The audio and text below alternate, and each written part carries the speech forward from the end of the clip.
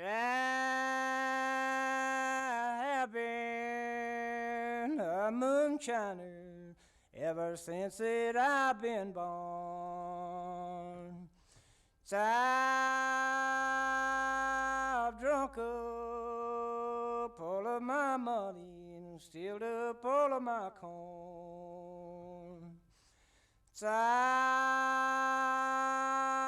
go up some dark hollow and put up my moonshine still. See, I'll make you 1 gallon for a $5 bill. I'll go up some dark hollow and get you some booze. See if the revenues don't get me no money, will I lose? Come on, all you moonshiners, and stand all in a row. Hi, I'm Mike, I'm Missy. and we are at the International Paranormal Museum in Somerset, Kentucky, and we're about to go inside. All right, so we are at the International Paranormal Museum, and we have met Hannah. And Hannah is going to walk us around and show us all the cool stuff, maybe some of her favorite stuff. And she has been here a good long time, so I'm sure she has got lots and lots of knowledge for us. Okay. All right. Okay, so you're Hannah. Yes, I'm Okay. Hannah from the International Paranormal Museum. I've been here for probably going on 5 years. We opened in October 16th, or October 14th, sorry, of 2017. So this October will be 6 years.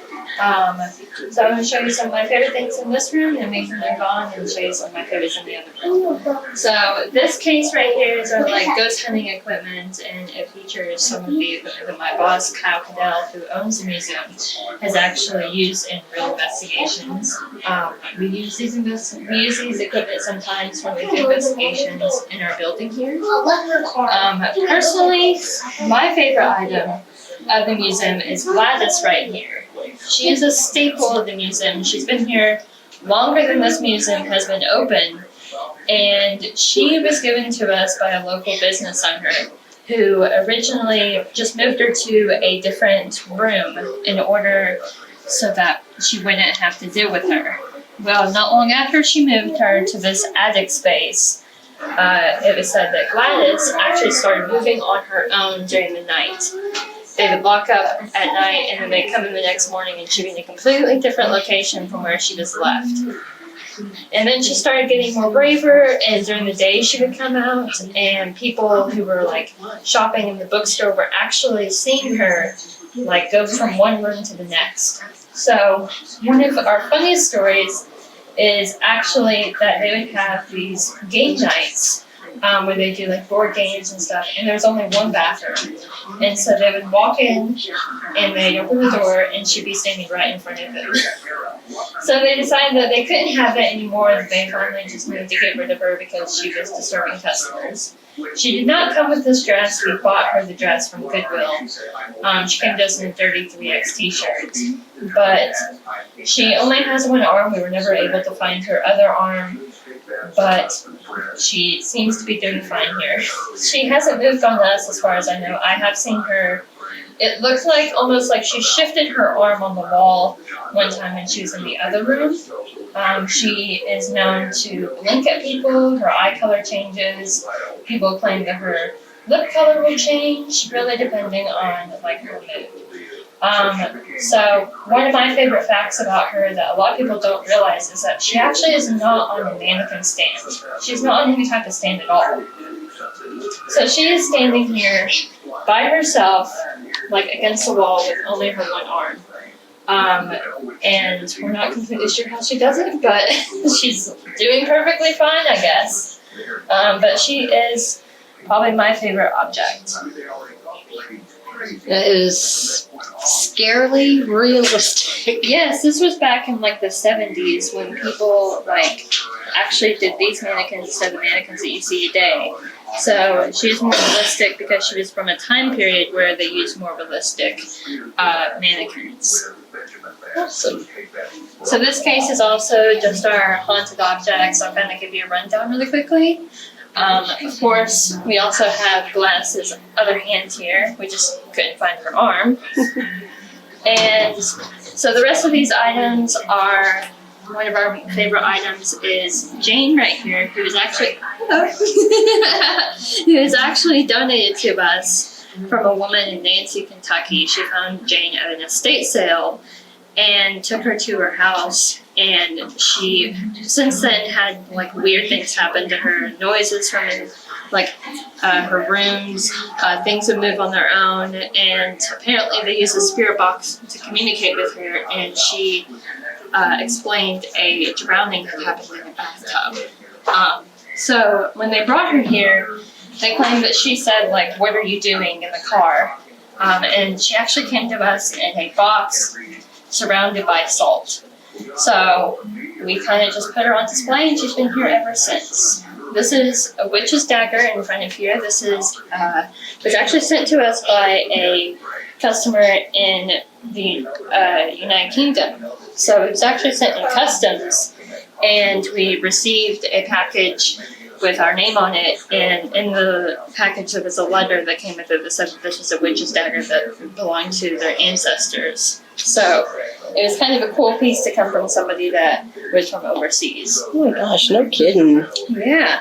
This baby doll here is from Harrington State Hospital, and it was a baby doll from a tuberculosis hospital who had a fire, and a little girl apparently died while holding this doll. So she is, it was claimed that apparently her spirit is trapped in this doll and that people hear it crying at nighttime.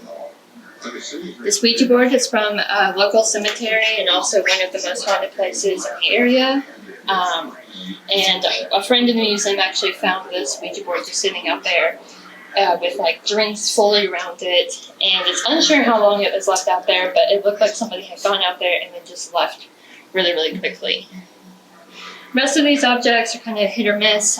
We have a lock from the Waverly's Little Sanatorium. We have pieces of the Ohio State Reformatory, stuff like that.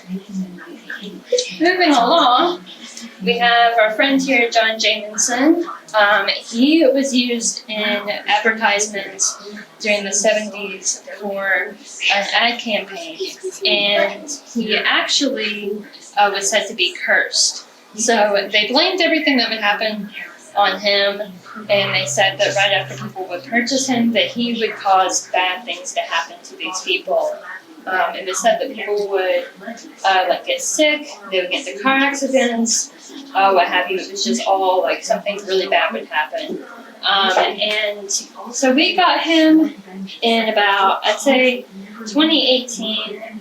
And since then, we've had a few things happen to us, but it's unsure whether or not it was because of him or not. But we kind of just try to say that he's our friend and not like an object that we own. But it's also weird because his facial features seem to change pretty regularly. I walk in, he'll be like smiling, and then the next minute he'll be looking like he's like devious. This other stuff that's over in this case is kind of like our questionable case of sorts. So we are very, very transparent here and don't want anybody to believe that like we're faking anything. So two of these wax-covered boxes right here are actually called Dybbuk boxes. And even though the tradition of these boxes is said to be not true, we still don't know this person's intention. The original tradition was that they would apparently trap demons in these boxes for eternity. And so they would use wax to seal off the boxes, and then they would trap the demon in there. But they were given to us and donated to us by a random guy, and he donated two to us. And we don't know his intention, so we kind of keep him in the case because we're not sure. Makes sense. Everybody asks about the haunted quilt. It's really nothing special. But it was sent to us with no return address, and the piece of paper that you see right there that actually says haunted quilt is actually the only piece that was included in it. And they sent it to us for like $9. So they really obviously wanted to get rid of it. So this stuff is kind of like little odds and ends. We have like an Alcatraz key.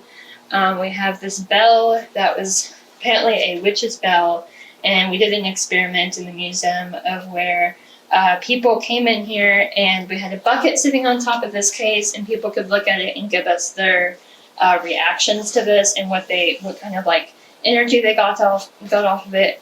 And only one person got it right, and I'm not even sure what it was. I still haven't been told, but it was also engaging on my boss's Patreon with the Penny Roll podcast, but it was actually somebody who visited the museum who got it correct. So I'm not completely sure, like, you know, what it was, but that was really, really cool that they actually like got it correct.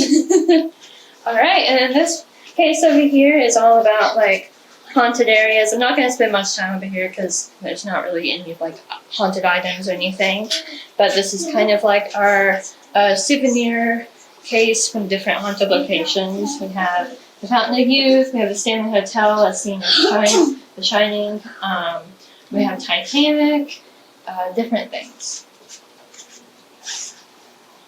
What do you think about it, girls? Good. You think it's good? Why did you move on to a different room? Yeah, we're going on to a different room right now. Can I go to a scary room? Alright, just follow me here. Okay. We've got our death section. This is kind of like we have an embalming machine, we have our wicker casket. My favorite item in this room, and one that actually gets people's toes curling, is Charles Manson's toenail clippings and beard clippings up here. Oh, no. Apparently they were sent to a fan via fan mail after he had received it. And so these were kind of just given to him. And this is also an original vinyl of his album, The Love and Terror Cult. Right after, I think this is after he was involved with the Beach Boys. And then we have like some like newspaper clippings of where he was involved. We have dirt from Ed Gaines' burial site, and dirt from Charles Manson's crawl space. We have a two-headed duck in here. We have a piece of the human brain. Actually, we have two pieces of the human brain. This small one and then this big chunk over here. These are all human bones, except for, I think, the femur back there. This also just kind of like goes into our voodoo case. My boss's favorite item in this case is the voodoo doll that is in this corner right here. He actually bought it from New Orleans, and he said that it was originally a voodoo doll from Haiti, and this is kind of like the basic voodoo doll that like every like souvenir voodoo doll is based off of. And he has graveyard dirt, human teeth, and human hair in him, and each one of the little charms on him is actually like different things that he can possess. So this is all like our voodoo case. We have like exorcism kits, before death kits, some of our tarot options, and then we have our psychic case that has our Kreskin. This is actually a divination board handmade by one of our friends. And then we have like crystal balls and like quartz and stuff like This is our Gladys' boyfriend. Yeah, obviously, right? Yes. They hang out and Of talk about course. people while y'all are Yes, yes. This is our Oddfellows. So this is mainly his robe. But it's also like the little flags and his staff and stuff like that. Very So neat. sorry. All right, we're just going to this room. We get some quick pictures. This room Okay. mainly covers aliens and Bigfoot and cryptids. One of our newest items in this room is actually really, really cool. Is our Fiji mermaid here. This is an original Fiji mermaid. These are usually seen at Ripley's, believe it or not. It is made by the same man, Juan Cavano. And this is 7 out of 10 of his series. Ray, I saw this on Facebook the other day. Yes, Ray, yes. I thought about you on this. She talks lots about Yeah. mermaids and They sirens used to and make like these a big deal for the Ripley's, believe it or not. And these would even be like on billboards and stuff. A lot of people don't realize, but it's actually real fish skin, and it's also it's actually a monkey skull is what they use for the head. So he uses real fish scales. He also got that creature of the Black Lagoon over there on the wall. He also made that.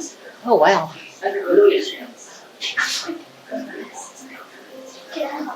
Yes. Go ahead. And then we have Mothman over here. He's our favorite cryptid around here. And we Careful. We have a real piece of the Silver Bridge. This is a piece of the support beam that somebody actually donated to us. It's on the second shelf there. It's this one up here. And they actually donated to us, and so that they had it in their flower garden, and they asked if we wanted it. We're like, of course. So we have also bricks and stuff from Point Pleasant and stuff like that. But Mothman's of course our favorite. Mothman is her favorite. Mothman is so great. I love Mothman so much. Same. Alright, and over here we have our Bigfoot sculpture. This is our guy. He is, I think he's 9 feet tall if I'm not mistaken. And this is actually a costume that is made over a chicken wire PVC pipe body. It's made by, the body is actually made with the same guy who makes the monsters in the Ghost Eye Scoop show. Watch them because they hugged him a minute ago when he started to wobble a little bit. He's okay, he's stable. Okay. He's just a little wobbly. Okay, just be easy. This be case easy. over here has our Bigfoot, some of our Bigfoot casts. These ones are specifically from the local area. Yes, that is a Nutella jar. And the reason for that is because this cast right in front of it was actually a cast that was found in a Nutella jar after they used it as bait. And so it's actually the print of him grabbing into it.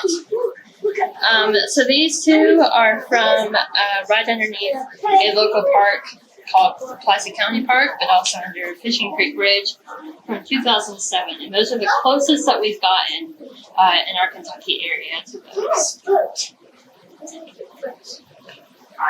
And then for the rest of this wall, it's just different Bigfoot prints from different locations. And we have Patterson Gimlin film, one over here. And we also have Babyfoot and stuff like that. Neat. And then our final corner over here, we got the alien here. This is our aliens portion. And he's not much of a hugger. How about just greeting him with shaking his head? There you go. How's that? But we have some of the Hopkinsville Goblin case from 1955. We have the Flatwoods Monster from Flatwoods, West Virginia. And we have different items simulating those. And then this yes, he's a big hugger. Anybody that has any doubts whether we force the girls to come with us on this? No, it is inborn. I'm sure they'll love the last year with all the monsters and stuff. This is all of our stuff that's in our local phenomenon. We also have Hellier playing on the TV show that we were part of in season 2.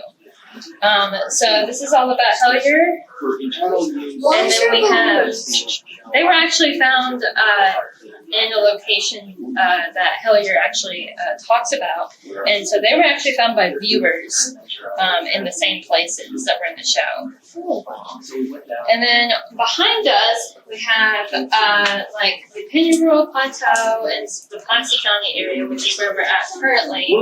What's And hot this sauce? yeah, that's from our friends. And we have some of our like sports areas and stuff like that, and some of our local phenomena like Mark Thatcher. Awesome. Can we go under the witches? And then I will let you guys go on your own to the Little Monsters Freak Show. But if you do have any additional questions, please let me know. Great. Thank you so much. You've been awesome. Go in here. Ooh, look at this. Come on. She's creepy. She's looking out the door. Can I take that ball from her?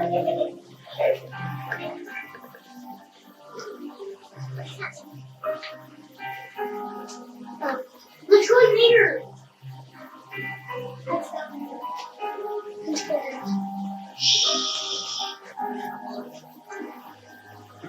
Nina, Uh-huh. let's go in here.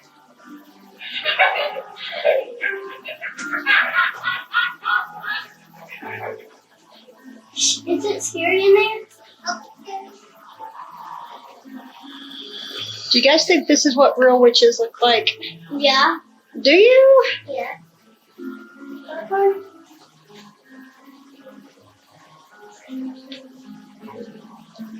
What?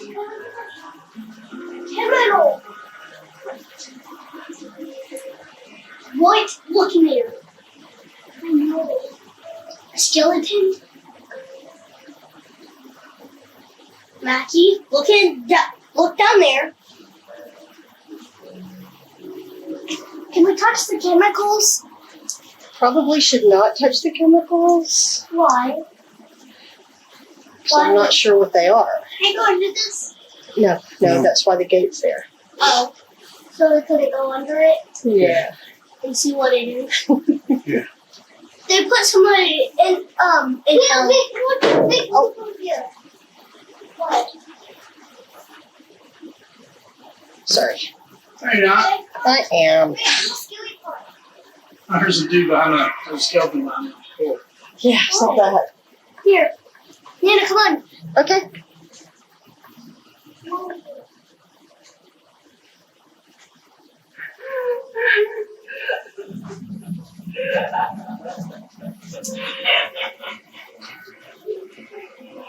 Nana, Mickey, come get in my hands. No, I got it. Mickey, look. I know, look behind you. This is the zombies area.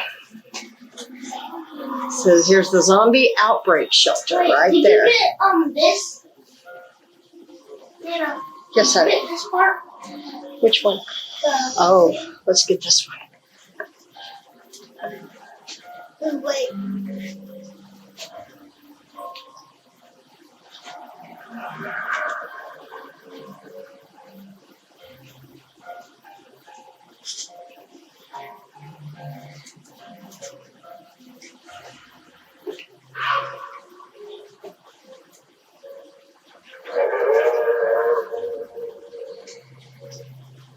There's more. That's cool, huh? There's more. Oh. Ooh, Just keep videoing. okay.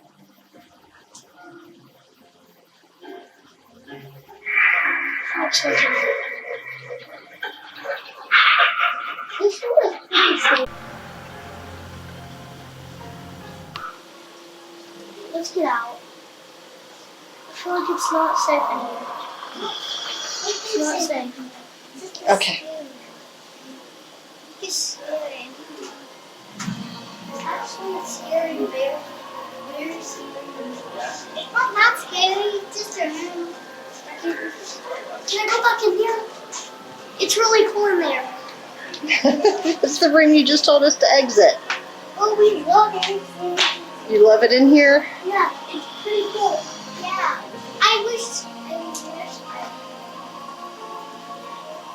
Look. I'm stronger. Yeah, come on. Yeah, no, I just.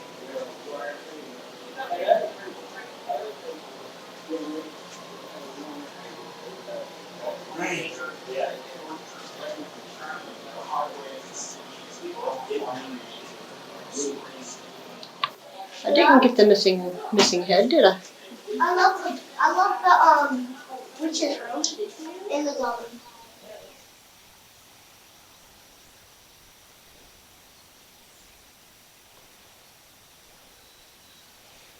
What a shame.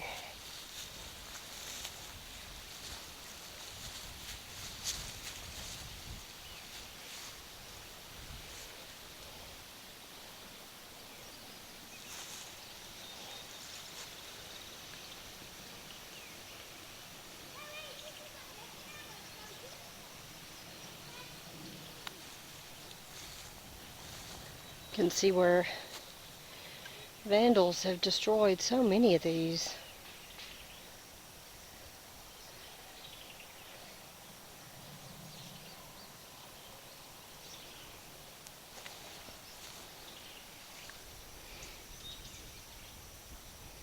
Gosh, how sad. So disrespectful.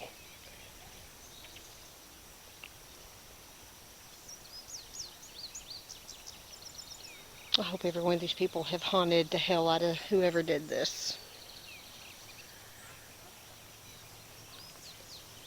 That's cedar.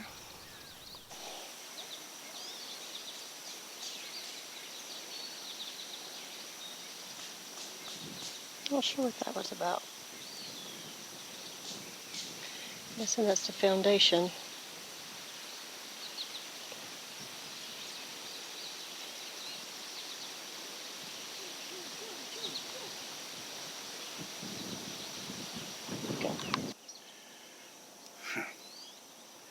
We are at Souls Chapel Cemetery in Somerset, Kentucky. This cemetery, there used to be a church right here. If you want to pan out to that. According to documented evidence, the original church here was named Gragg's Chapel. And in 1857, when this property, however much of it there was bought by John Ridings, Gragg's Chapel was demolished. And they rebuilt a new church, a Methodist church. And they named it after their bishop, Joshua Souls. They named it Souls Chapel Methodist Church. Now, Josh Souls was a circuit riding Methodist minister, bishop. He was born in 1781 in Maine and died in 1967 in Nashville. He's buried in Nashville to this day. The Methodist church that they built here was the first Methodist church in the area, in the county. What happened here was the Civil War happened here. So the congregation was split between people who supported the North, people who supported the South. The people who supported the North moved down the road and started a new church called Bradley's Chapel Methodist. People who supported the South stayed here at this church, Souls Chapel. So, Civil War ended, North won, and as time progressed, people from this church slowly started migrating to the new church. By 1930, there was no one left in this church. The building was empty, abandoned. In 1973, I believe, there was a fire here. They saved most of the church. But then in 2005, two teenagers burned it the rest of the way to the ground.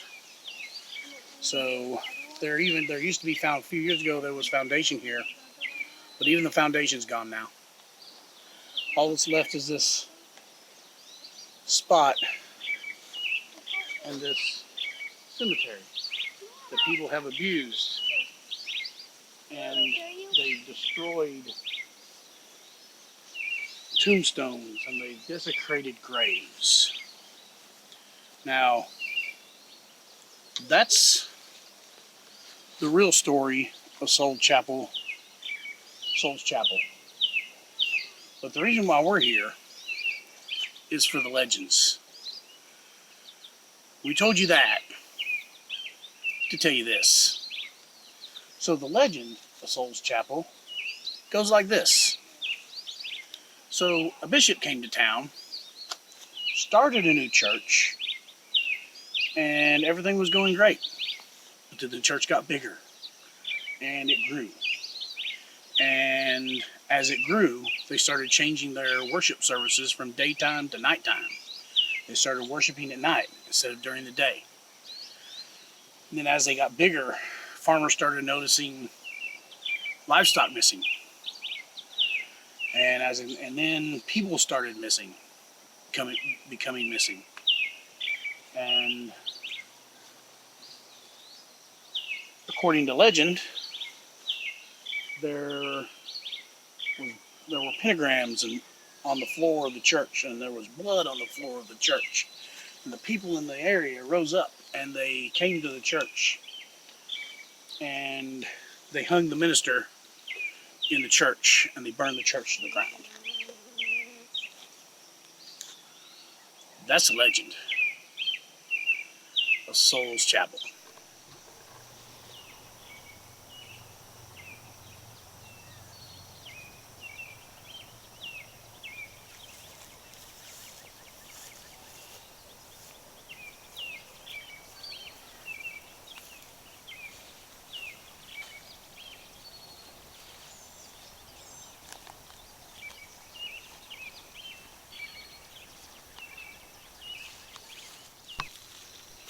Hi, my name is Rayleigh, and this is sassafras. So there's 3 different kinds of it. See, there's ghost,